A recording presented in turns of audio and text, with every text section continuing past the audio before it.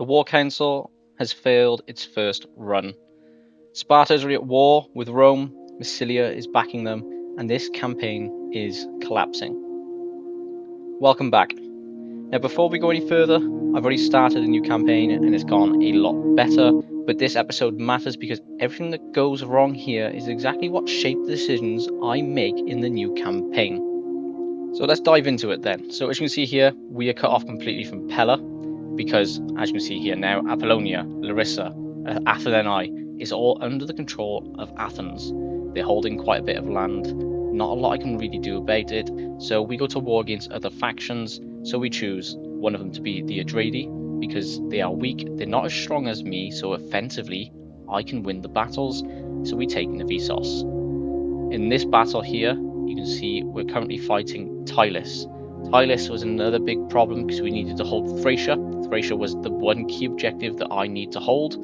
It's part of my cultural victory challenge that I'm going for. And then you've got to take, again, Hellas. That's another major key point that you need to have during your cultural victory. The problem is, Tylis were constantly at war with me for quite some time and forced me to skip many turns along the way. At this point, I'm fighting to take one of the main towns, Pulpudeva, which I really needed to make sure I had full control over Thracia. As soon as I had Thracia, this would have helped with money income constantly. But with the amount of money I was earning per turn beforehand, and the money I'm earning per turn after holding all of Thracia, I still wasn't making enough money for this to be good enough for me to go fight Rome. And Rome is one of the places, as Sparta needs, for the cultural victory. And for me to be able to do this, I needed money. As you can see here, we're fighting the battle. Tactically, everything I'm doing is okay. It's not perfect, but it's okay. Which means we are now holding off Tylis with our weaker forces, because that is the smarter thing to do. Use the weak ones to keep fighting, so the stronger ones with the full health don't get wasted on unimportant fights. From here though, we end up basically just, again, like I said, we end up running in circles. And I can't go showing everyone on YouTube that wants to come watch Total War games me just basically skipping turns. It's not fair to you guys who, are giving time to watch people on YouTube. It's not your place to do that. But this isn't worth you watching an entire 2 hours worth of footage that I have cut down into 20 minutes just to show you everything that happened, and that the campaign has happened this way. I've done this so far in the campaign. I don't want to give you a hook, and then I don't want to give you a horrible sinker right at the end to go, oh, he's clearly at war with Rome, he's going to lose. And that was the problem. I couldn't show you that, so it's better for me to explain what I've done wrong. Which is, from the get-go, I wasn't making money because I was making poor decisions from the get-go. My problem was basically, I thought I was playing Sparta like Rome. And to all of you out there who do play Total War games, who have probably played many more hours than me, I've only played 129 hours at this point, I think. It's not that many hours. And 129 of those hours, I'd actually managed to only finish the game once as a Rome. And that was on normal difficulty. I'm now playing very hard, and playing it like you think you're meant to play it is where I've gone wrong. And I've understood this, especially after playing Attila already myself. I've played that recently on hard. I understood on there as well. Money, happiness, army, attack. You don't need to constantly go, I'm going to go rush this, I'm going to take this. The idea of this campaign was for me to show how powerful Greece actually can be under the control of Sparta.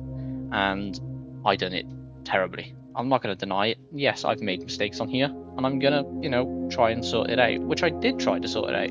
I tried that off recording on a separate save file. Same save, but copied. And I literally changed the save file by one thing. I had a copy at the end of it, and it showed you the year 285, I believe, of the year BC. And at that point, I was at war with Rome and Massilia, which you're going to see now come up a couple of minutes from now. It goes wrong. I'm trying everything I can up this point just to make sure that Greece, not even Greece, just Sparta, as their own, become powerful, because they were powerful. As we all know, the Battle of Thermopylae, they were really, really powerful, which makes them, in my eyes, one of the coolest things that you can play as in this game. There are, yes, probably many other characters we could have played as, but Sparta being a defensive force only shows that we could have probably done it a better way. And I didn't do that straight away. I was making really ineffective armies constantly.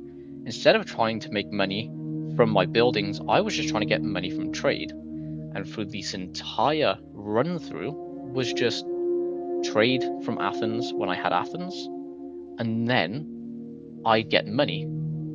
If I didn't get that money from the trade, it was then an ineffective and waste of time and money and footage for anyone to watch.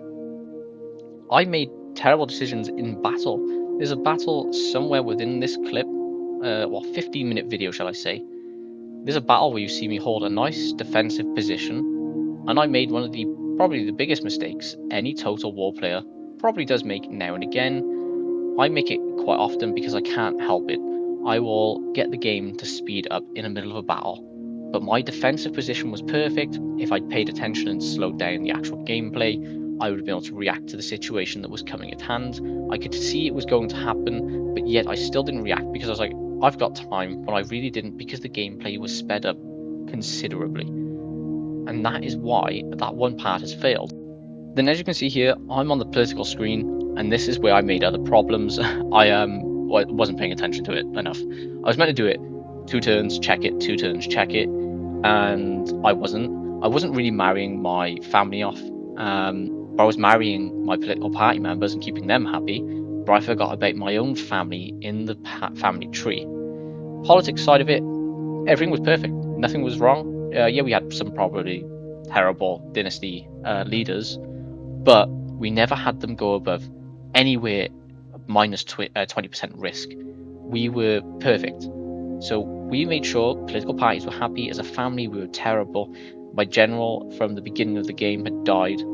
Ares then had died. And then we had the third kid. Well, the third kid wasn't even from the first family. It just gives you another character that's needed for the Aegeid dynasty. I had that guy for quite some time. He lived. And then I realised what I'd done. I'd not paid attention again to another key detail of the game. And as you can see now, from here, Rome have already actually pushed up here. I didn't actually see that they already pushed over here for about 3 more turns because, as you can see now, things were taken, and then at this point I've noticed. I've gone, oh no, Rome are here. I've been trying to capture this settlement. Okay, well, we're going to have to try the settlement sabotage and, try to take it that way, just so we don't have to declare war on Rome, which, as you're going to see come up anytime soon, I had no choice in the end because my defensive alliance went to war with them, and I thought, do you know what? Well, they're defending me, I'll defend them. I will help them in this long battle. I didn't think the battle would be that long. As you can see here now, Dalminium, Singidun, and Yeda are all held by one faction. Everything is perfect. We've got a northern defense. That is amazing. But my armies still suck. We're still not making the money. We still have no allies besides Knossos. And Knossos at this point, I'm pretty sure if I went back through the actual whole footage, you'd see a clip in there, which I'll try to find it. I probably won't be able to. Is they actually they cancelled the alliance with me, and I hadn't realized straight away that it was gone because these screens that come in the center now, like that, destruction successful, I just tapped them away because I didn't need to read them. I understood what was coming on screen. It was probably something important, but most of the time in some of these games, they can be rather unimportant. And then that was another problem. I'm not seeing people leaving military factions with me. I'm not seeing them leave defensive alliances with me. Hell, I probably don't even know they're declaring war on me, and that is my own fault for not paying attention. I don't think anyone declared war on me besides the Adrian Kingdom anyway, and Macedon, which is quite normal. Actually, no, I declared war on Macedon, but usually Macedon on very hard will declare war on Sparta from the get-go. It's kind of annoying, but hey yo. And then basically from here now, you're just going to see me at war with Rome. I did declare war on them in the end at Apollonia, not at Pergamos, because it was tactically a bad idea. Even I knew that. Oh, voice crack, that was lovely. But yeah, I chose to go to war, and as you can see, Apollonia's back in Athens' hands. Time skipped ahead. Basically, at this point, Athens didn't help me. They left me on my own. As I said before, they also went peace with Rome, so Apollonia is now theirs. I now have everything else I need to defend, with only, I believe, 3 armies. One in Larissa, one over there that's dying from basically illness. Food's fine, money's fine. We're earning what 1,500. That's actually not fine. That's really bad, but we're fine in the sense of yes, we can actually defend these lands from Rome. We can defend from Rome every day of the week because I actually ended up auto-resolving battle after battle after battle because it was just 97%, 97%, 97% all the time in my favor. I wasn't going to lose a single battle to Rome. I was powerful. My defensiveness was just amazing. After assuming I had a perfect, defensive position, somehow Rome ended at war with Athens. Again, it just seems to be a running theme at this point. Rome seems to hate Greece for no reason. I'm at war with Rome. I go back for Athens again. We are cutting obviously in between clips that have probably already been seen and shown. I understand that, but this is what has happened. You're going to see all the mistakes I make from here on out. So I grab this army that's in Larissa, perfect defensible position. They hold the center. Battle deployment here, as you can see, sieging it. Can't win that battle. They actually have at this point a lot better units than me, and my units are actually whittled down on health from fighting previous battles, and yet I kept sending them in to fight. I didn't give them a chance to heal. I really should have, because at this point, this is where everything started to fall apart. There was no way of actually saving the campaign now, and I had that feeling deep in my gut that I couldn't save it. And I've not noticed here, Setman's captured, they actually left onto the boat just by the dock. You'll see a little boat in the background of Imperium, right at the dock. The Roman boat, they just went into the sea. They just stayed there until I took my army out of that town. And I didn't. I left that army there. I let this other army heal inside that town. At this point, again, I'm trying everything I can to see what's going on in diplomacy. And as you can see, I'm now having to get all my trade back. And the trade didn't actually do a lot this time. I wasn't earning enough money because I didn't actually have anything worth trading out. Even to a lot of people I was trading with before, I was originally trading with Crimea, and they would no longer trade with me. And that was my own fault. Because I declared war on Rome, no one wanted anything to do with me anymore. So if this was you guys, the ones who play Total War, Rome, Attila, maybe Warhammer 3, hey, you probably still play Medieval 2. At this point in your campaign, if you were in a situation like this, say you played as the weaker faction even, what would you do in this situation? As you can see, there's nothing you can do. From my perspective anyway. I mean, you can see there's nothing I can do. I'm not that good at the game. I don't have that many hours in Total War overall. I've probably got 200 hours over multiple games, but this one is the one I have the most hours in, and I've only, again, like I said, finished it once. I've never finished it twice, and this is me trying to go for it twice. But for a cultural victory, which I've already attained in Attila as the Danes, which was really fun.